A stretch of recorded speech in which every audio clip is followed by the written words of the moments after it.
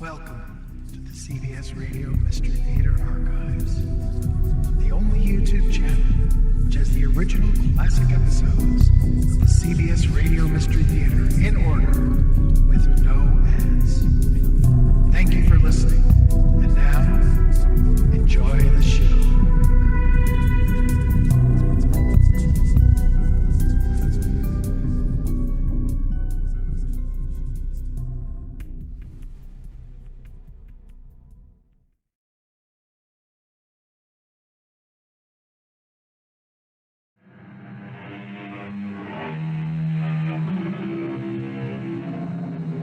Come in. Welcome. I'm E.G. Marshall. Once again, I invite you to share a particular kind of story which arises from an experience that is unusual. You probably have had a vivid foreshadowing dream. You may even insist that you have seen a ghost, or that you knew somehow that a distant relative or friend had died.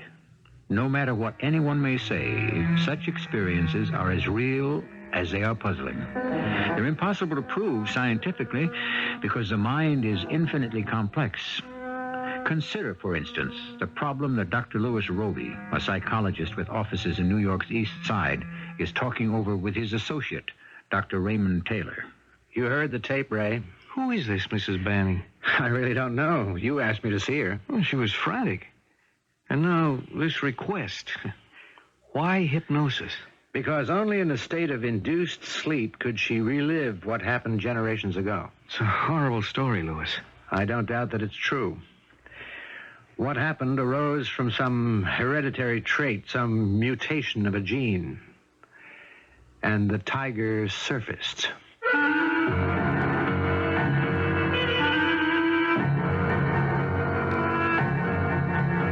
Our mystery story, Tiger, Tiger, Burning Bright, was written especially for the Mystery Theater by Roy Winsor and stars Robert Dryden and Patricia Elliot. I'll be back shortly with Act One. We hear such words as déjà vu, in which you experience something you seem to have experienced before, or inspiration, a word that means many things, a state of intense intellectual or emotional stimulation, or in theology, a supernatural influence that makes it possible for man to receive and to pass along some divine truth, all quite vague, and all challenges to psychologists who study mental processes. That is a profession of Dr. Louis Roby and his young associate, Dr. Raymond Taylor. Oh, you expecting another patient? No, I was about to go home. I'll see who it is. Thanks. If it's about an appointment... Yeah, I understand. Dr. Roby? Are you Dr. Roby? I must see you. No, I'm Dr. Taylor. I must see Dr. Roby. Well, I'm afraid that... Please, Oh, here. Sit down. I'll bring you a cup of water. No, I'm sorry. It's foolish of me. I won't faint, but... It's churning around in me. You must think I'm crazy. Maybe I am. Dr. Roby, I must see him. You're not a patient of his? No, I've only heard of him. And you are... Banning. Mrs. Clarence Banning. Please, take me to Dr. Roby, or I don't know what will happen to me.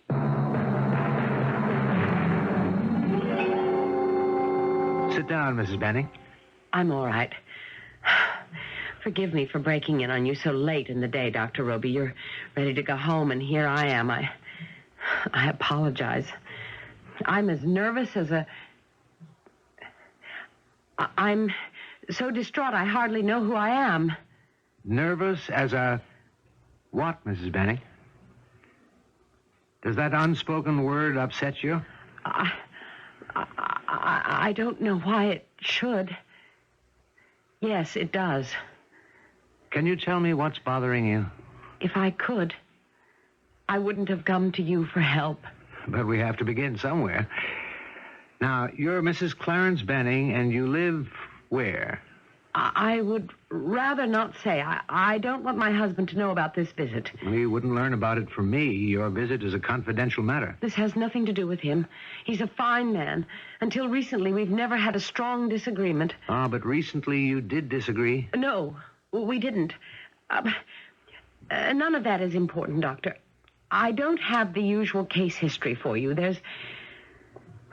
I say this knowing how foolish it might sound, but there is a demon churning around inside me. And you don't know what it is. Why do you think I'd be able to help you, Mrs. Banning? Can you hypnotize me? Oh, that's an extreme measure. Can you? Can you? Are you qualified? Yes, to both questions, but why do you... No, let me put it this way. What has led you to resort to the idea of hypnosis? Because I feel that there is something buried inside me that only hypnosis can release. The other doctors have, well, they've diagrammed my life from childhood, but this thing that churns inside me is something that is deeply buried. It has nothing, I know nothing to do in my own personal background. You're implying that it's something more remote? It must be. Isn't that possible, Doctor? Yes, it may be. Excuse me for 1 minute, Mrs. Banning. If I can hypnotize you, Mrs. Banning, I'll record my questions and your responses on tape because... Oh, Ray, would you mind very much staying on a while longer? Mrs. Banning has requested hypnotic treatment. I may want to confer with you briefly after the session. Thank you. All right, Mrs. Banning. You will hypnotize me, Doctor. I'll try to. Why don't you sit in a more comfortable chair, the leather armchair over there? All right. Will you be able to put me under? I don't know, but I'll soon find out. Mrs. Banning? Oh, you're not Mrs. Banning? You say your name is Armstrong, Charlotte Armstrong. Charlotte. Bruce almost always called me Charlie. Only when he spoke severely, and that was seldom, did he say Charlotte. Was Bruce your husband? Oh, yes. Lieutenant Bruce Armstrong. An army man? Yes. A career officer with the Royal Engineers. We were stationed at a small outpost near the Trista River, a tributary of the Ganges. Where in India would that be, Mrs. Armstrong? In Bengal. And you and your husband lived there in that outpost? With our little girl. Oh? Born in India? No. No, I returned to my parents in Canterbury for the birth of Clarissa. And then you and the little girl returned to India? Yes. We were in Calcutta for a time, and I rather enjoyed it. Then Bruce's unit was ordered north into Bengal, and I insisted on joining him there. And Clarissa? She went with me, of course. She insisted. Clarissa was no longer a baby. No, heavens no. She was 8 years old and devoted to her father. What year was that, Mrs. Armstrong? The year we went out was 1870. And Victoria was queen. And your life at the outpost? Difficult. Really quite difficult. We were, after all, a very little bit of England in a quite primitive and harsh country. It was lush, of course, but forbidding. The jungle was everywhere. The heat and dampness were depressing, and no one was allowed to wander very far away from the stockade. Oh? Then this outpost was barricaded. Yes. The engineers, with native help, had constructed a high paling all around the quarters. Sturdy wood and strongly reinforced. That discouraged the predatory animals. Crocodiles? Some did crawl out of the river to investigate, and one of them killed a guard who had been careless. The tiger was more terrifying. One in particular? They were around, you see. One in particular was, but... No, I'd rather not go into that. What about that particular tiger, Mrs. Please, Armstrong? please. Was this tiger a killer? Have mercy. Bruce, where are you? You saw this tiger, Mrs. Armstrong? It was before tea. It's so very warm, Clarissa said. Can't we take a short ride in the buggy, Mother? I said, let's. It might cool us off. So the little pony was hitched up, and Clarissa and Go on. we had barely got out of the gate to the outpost when Think hard, Mrs. Armstrong. I can't go on. You are outside the gate to the outpost. You're in the buggy drawn by the pony. And then... Oh, good Lord! Clarissa, run! Oh, Clarissa!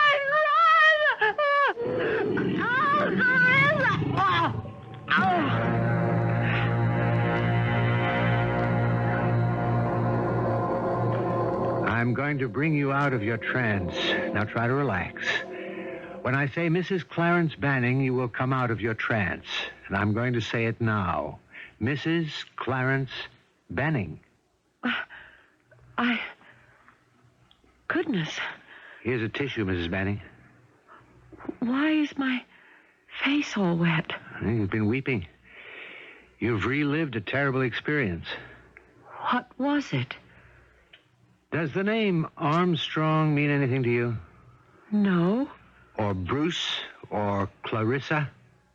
No. But I like the names. Who are they? Your husband and 8-year-old daughter. I don't understand. Neither do I. Can you tell me something about your family, your mother and father? Are they mixed up in this?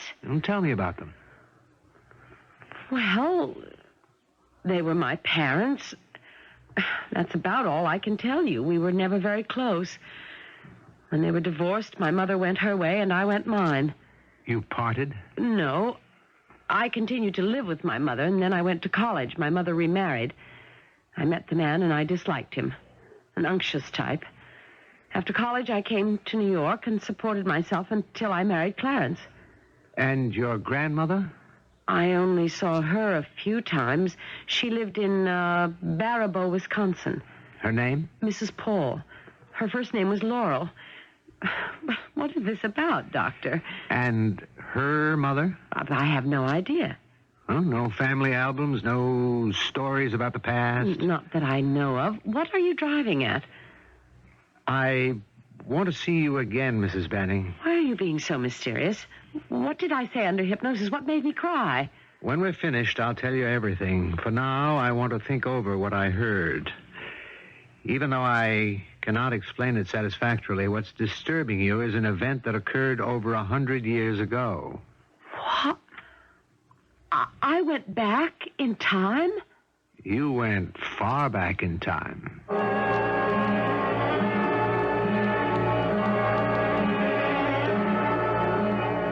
Judas, the poor woman. It's remarkable, Ray.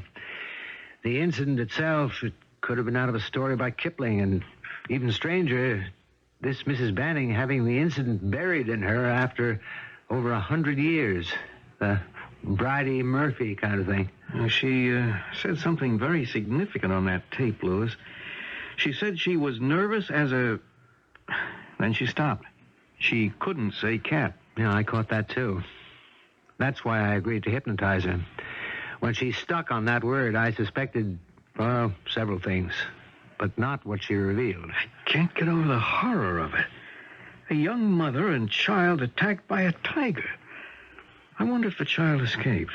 There's some kind of link to Mrs. Armstrong. Or to her husband. He was a young man. He may have remarried. Yeah, that's true. But I think Mrs. Banning's related to Mrs. Armstrong's side of the family. And I'll try to find that out tomorrow. I wonder what precipitated the emergence of that 100-year-old skeleton. Even she won't know. A remark, a photograph in a magazine, the sound of horses' hooves. No, that we'll never know. But I will, I hope, find out what happened to 8-year-old Clarissa. There have been many instances of this kind of recall.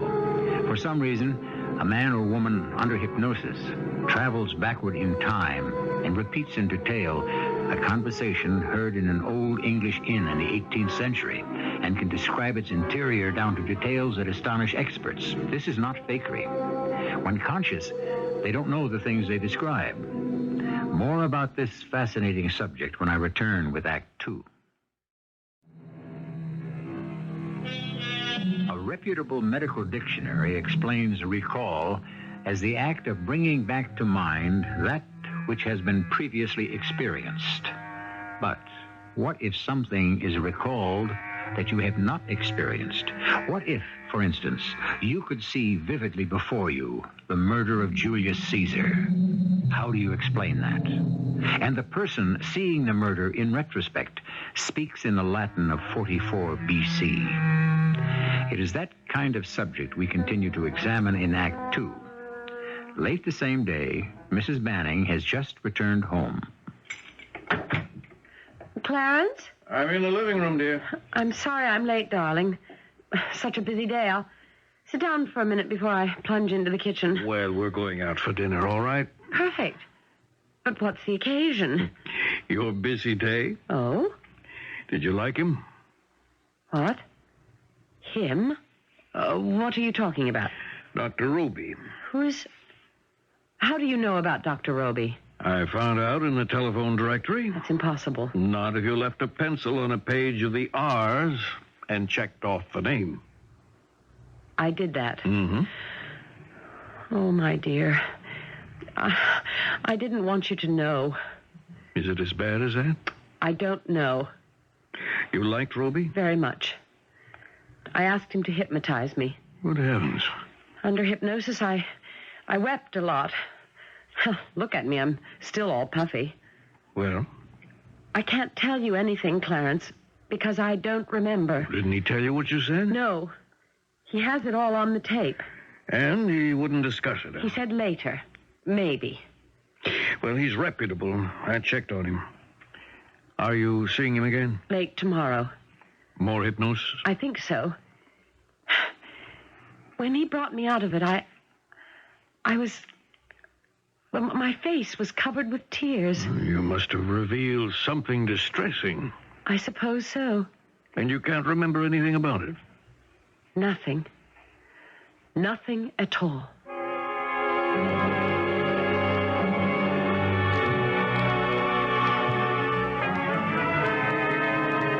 Remarkable, isn't it, Mr. Banning? Astonishing. And awful. Poor Charlotte. Charlotte? Is that your wife's first name? Yes? So there's more to this recall than we've heard. When all of it comes out, I'll review it with her. And she will be free of it. She'll be cured. Well, hopefully, but I can't promise that. I'd like to, but the attack by the tiger, the death of Charlotte Armstrong, the fate of the little girl, are experiences that were branded into the Armstrong line. Well, do you understand how? I mean, to an ordinary person like me, that's hard to understand. Well, it is to me, too. This is my first experience with this kind of recall, one that jumps generations. Charlotte Armstrong met a horrible death, and her 8-year-old daughter witnessed it. That scene was branded into the little girl's mind. If she survived, and I don't know that yet, she may have borne a child, and that child may have borne another, and so on. And each somehow retained... Oh, I'm lost. Because, well, now we're theorizing, but it's possible that the chromosomes from the Armstrong lineage did retain some remembrance of that past event. It became pronounced in your wife's case. Such fears can be drawn out and the person helped, but Mrs. Benning's fear is buried very deep in her subconscious. Mm-hmm. What about her mother? Was she an Armstrong descendant? I don't know. It could have been the father. I wouldn't know. Now, may I ask you to keep our discussion confidential until I have completed my examination of Mrs. Benning?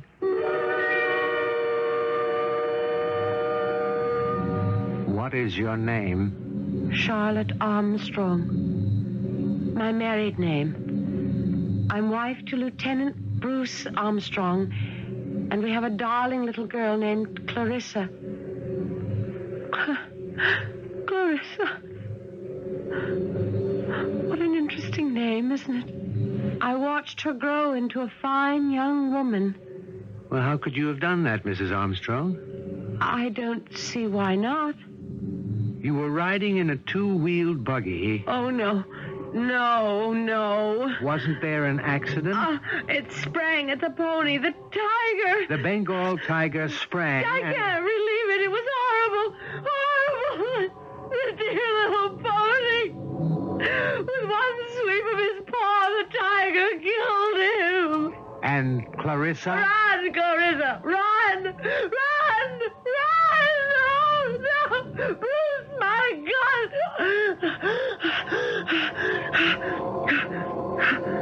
The tiger killed the pony, and then he killed you. Yes. He killed me. I don't remember anything more. I don't remember any pain. But Clarissa married. Oh, yes. Yes, she did. Mrs. Armstrong, if you had been killed, how could you know about Clarissa? She escaped. Oh, yes, she ran her little legs off and reached the stockade safely. You saw that? Clearly. A nice young man, Tom Durrell, ran out of the stockade gate toward the dead pony and the overturned buggy and shot the tiger and killed him. You saw all this? Yes. It was very sad. What happened to your Clarissa? I'm very tired. Very, very tired. You will begin to come out of a deep sleep. I will bring you out of your deep sleep.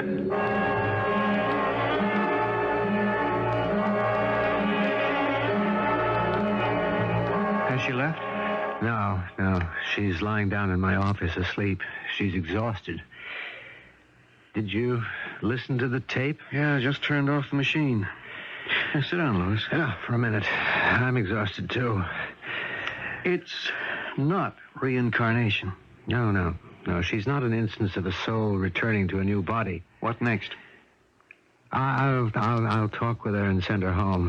Then I'll ask her and her husband to come in for a visit. What about her problem, that churning sensation she has? Well, once she knows what's caused it, it may disappear. I hope so. Have they children? No. Well, and that's the end of the obsession. Well, Dr. Roby? Rested? Best nap I've had in months. That's good.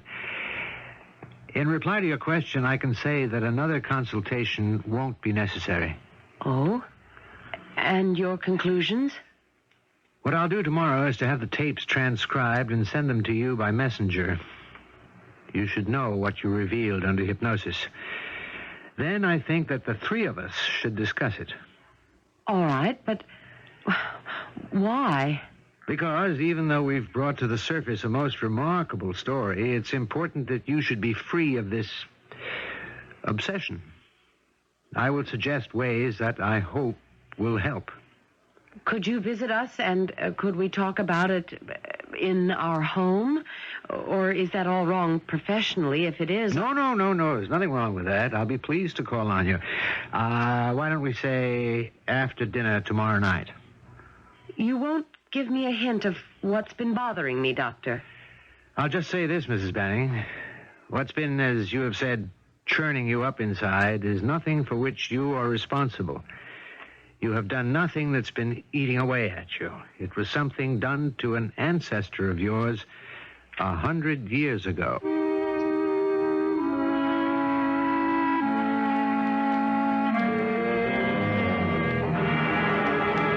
It's positively weird, Doctor.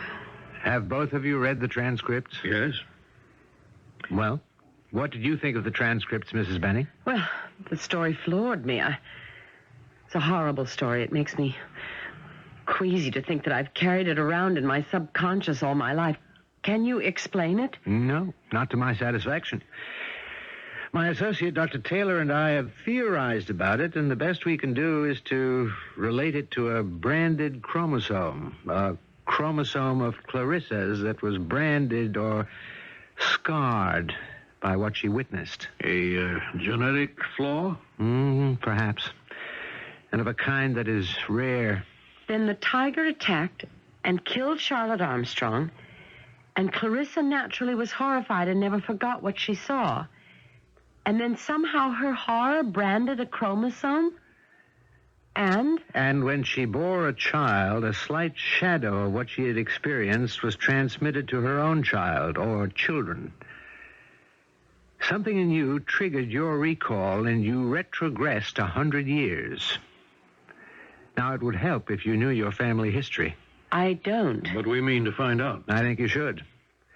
Trace Charlotte Armstrong, if you can, through your lineage. Discuss her experience. Get it out into the light of day. If you persist, it's my hope that it will cease to horrify you and become just a conscious memory. You can handle that. Yes, I can do that. Good. It's what's hidden that's dangerous. What's secreted.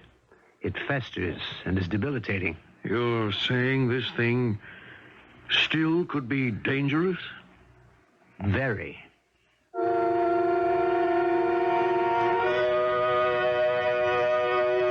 Going back in time, sometimes hundreds of years, is not unique, but it is unusual.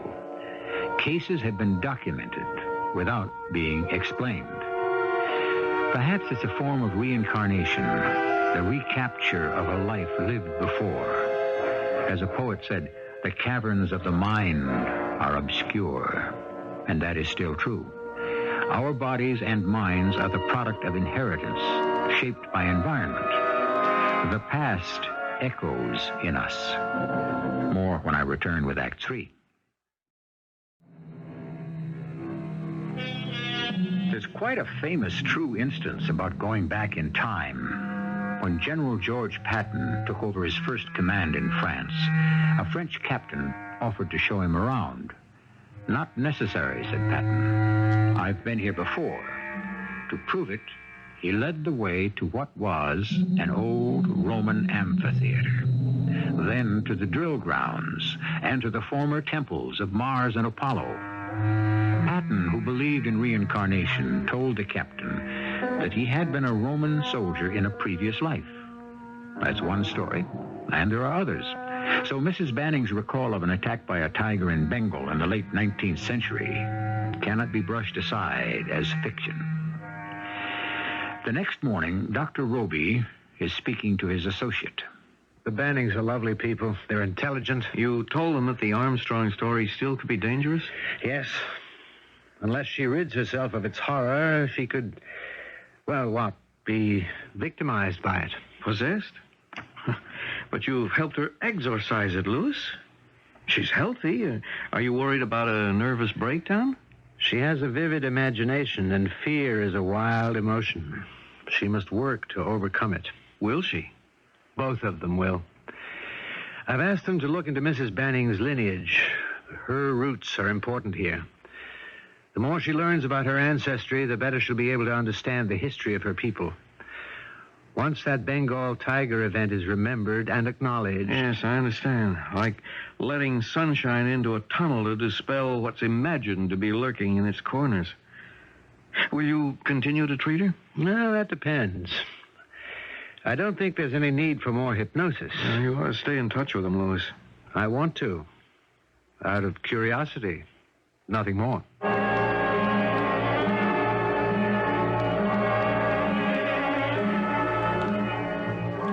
Clarence, won't you be late at your office? It's almost... Yes, I know. I'm not going to the office. I'm taking a few days off. Honey, we're going to get to the bottom of this tiger business. Oh. And the logical place to start, the only place, is with your family. But I have no family. You know that. Well, there's your father, Charlotte, and stepfather. He wouldn't know anything. My stepfather, I mean. And I haven't seen my real father in, well, it must be 25 years. Where does he live? I don't know. Well, where did he live? Oh, Harrisburg, Pennsylvania, I think, but I'm not sure. I don't want to see him, Clarence. He's your father. I know. He is my father, but he never was a father to me. A loveless man. After I went to college, I never saw him again. My mother divorced him, as you know. A domineering woman. They had bitter quarrels. A lovely childhood. I've tried hard to forget it. Well, if you won't see him, I must. Clarence, please, let's forget it. No. Really, I feel quite fine now. Dr. Roby dragged the past out of me, and I am fine, really. Good. But I intend to follow the doctor's orders. Now, he's anxious to link you up with Charlotte Armstrong. And so am I. But why? To clear away the last shred of mystery about what you recalled. Get the whole thing out in the open. Your father's name, if he's still living, you know that? No. Well, if he is, he must be in his 70s. Well, anyway, his full name... Wingate. Ronald James Wingate. Harrisburg, Pennsylvania. All right, I'll try to trace him. And then we'll pay him a visit.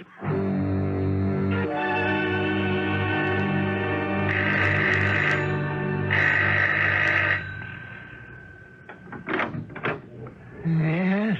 Banning. I telephoned late yesterday.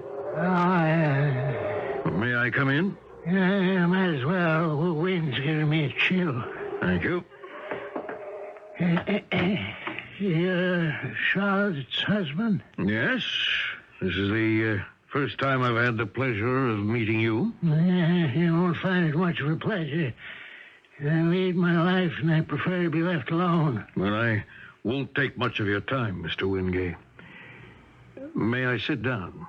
No, yes, go ahead. What's all this about a tiger?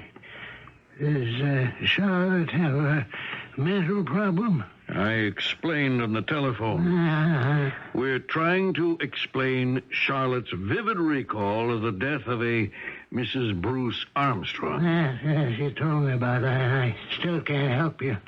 Well, you agreed to think about your heredity, Mr. Wingate. Well, I have. I don't think I can help. You're American? Born here? Yes. But I'm not here, in New York City. And your father? An American. Your mother's maiden name? Pamela Nelson. American? English, I think. She died when I was a boy. And her mother, your grandmother? I never knew her. But she could have been Clarissa something. Maiden name Armstrong. Charlotte Armstrong to Clarissa to Pamela Nelson, your mother. If it could link up. Is there money there? No, why do you ask? You talk like a lawyer. I am a lawyer. I thought so. There must be money there. You come all the way from New York just to ask me questions about a tiger? I did. Her remembrance of the tiger killing her mother. Nonsense. Her mother married a smiler and died of boredom. And Charlotte, as a child, always was a little strange. Well, she's no longer, if she ever was, Mr. Wingate. Charlotte's outgrown her unhappy childhood. I think you'd better go. Yes, so do I. Thank you for your courtesy. Sit down, Mr. Banning. You look tensed up. Yes, I am. But I also have some news that I think is pretty good. I paid a visit to my wife's father. I managed to drag out of him the name of his mother, Pamela Nelson, English. Now, I'm betting that her mother was Clarissa Armstrong before she married. So maybe we really can trace my wife's lineage back to Mrs. Bruce Armstrong and her gruesome death. Good, very good. I'll start now at the other end, England. And when I've got it put together, I'll call on you again. I want you to. The sooner the better. Oh? It's really that important? I think it could be. In my opinion, and it's only that, perspective here is important. Your wife's recall of that tiger attack was vivid, as if a tiger had attacked her. I want to try to push that far back in her subconscious memory, so far back that it will never surface again as an immediate experience. What if my investigation drags on? Well, then it'll have to. But until the history is all laid out, Mrs. Banning could still be terrorized by that tiger attack.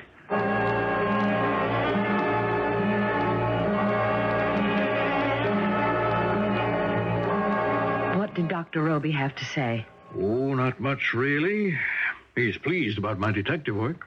You've been gone a very long time. Well, I stopped by my office and got busy about the English end of the thing. What time? Well, it is late. Almost noon. Well, how about a walk along Fifth Avenue? It's a lovely day. I'd love that. We'll stroll for an hour and then have some lunch. Oh, that sounds very pleasant. I need some fresh air. Are you all right, darling? Yes, yes. No, tiger tantrum? No, not this morning. No, I'm over that, Clarence. Good. Let's hope so. Doesn't the doctor think so? Oh, yes, yes. It's not in your tone of voice, Clarence. Hmm? So I'm still not free of that thing. Well, almost, my dear. Once we get it in perspective, that was Roby's word, it will be exorcised. And we shall. I'll hear from England within a week. And until then? Well, we enjoy life, think bright thoughts, take a stroll down Fifth Avenue. You are a sweetheart, Clarence. Yes, come to think of it, I think I am.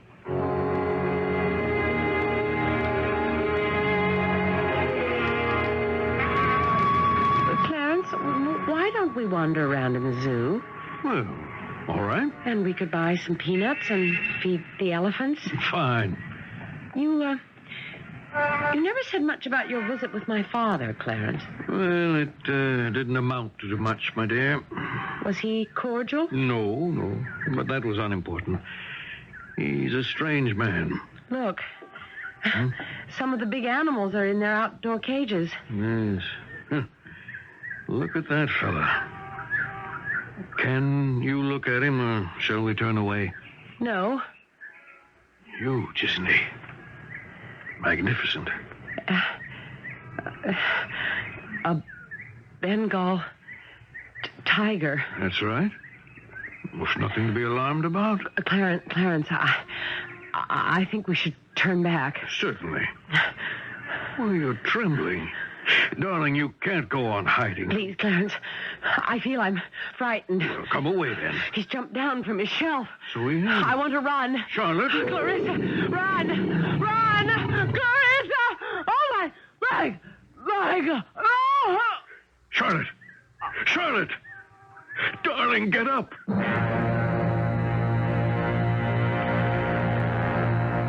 She's dead? Dead. Oh, no. The Bannings were strolling through Central Park, and they walked around in the zoo. They came to the tiger's cage, and suddenly, according to witnesses, the tiger went crazy and flew at the bars of his cage, right at Mrs. Banning. She screamed and fainted. At least that's what they thought. Actually, she dropped dead. Good Lord. Before she collapsed, witnesses say she tried to break away from her husband, and they heard her screaming, "Clarissa, run, run." Horrible. Then she collapsed. must have been some kind of, well, affinity between the tiger and Mrs. Banning. Oh, that's far-fetched, Ray. Yeah, maybe. But animals do sense when a person's afraid of them. I caused her death. Well, that's foolish. Through hypnosis, I brought that killer tiger to the surface of her mind. Well, of course, and a good thing, too. But because I did, Mrs. Banning was conscious of it. It had come to the forefront of her mind. When she saw the tiger in the cage, that was the catalyst. That tiger became the Bengal killer tiger. The collision of the ideas horrified her. That's why she became Mrs. Armstrong for that moment. Now I'll see who it is. Okay. Mr. Banning? Dr. Roby? Come in. I don't know what to say. Dr. Taylor just told me what happened. I'm inexpressibly sorry. I feel my responsibility deeply. I thought you might. But you were not responsible, Doctor. I've been walking around and thinking for hours. I'd like to blame someone, but I can't. It was fated. Even the cure. Hypnosis and exorcism to get rid of an obsession. It was just fated that the cure was discovered too late. My wife was doomed over 100 years ago.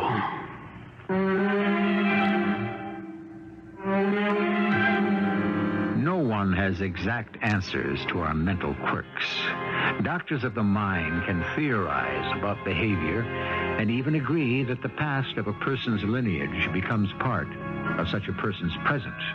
For instance, how else can we explain the appearance of a brilliant man or woman whose parents are simple? There are many examples of this kind, so we do know one thing. The permutations of mental and spiritual characteristics are infinite. Was Mrs. Banning's death foreordained because of that? I'll return shortly.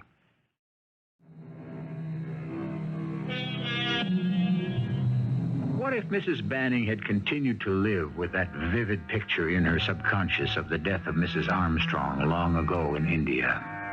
It suddenly arose from the depths of her mind and possessed her. The probability is that without Dr. Roby's attempt to help her, she would have ended up in a sanitarium. Instead, the tiger surfaced. Our cast included Robert Dryden, Patricia Elliot, and William Griffiths. The entire production was under the direction of Hyman Brown.